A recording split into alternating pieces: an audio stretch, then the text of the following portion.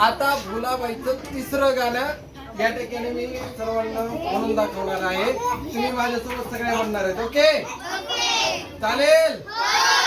हा तू उद्या कोणाला सुट्टी देणार नाही कारण मला तिथं भुलाबाईचे गाणे येतात. कशाला आपण शाळेतच भुलाबाई म्हणूया. चला 1 2 3 स्टार्ट.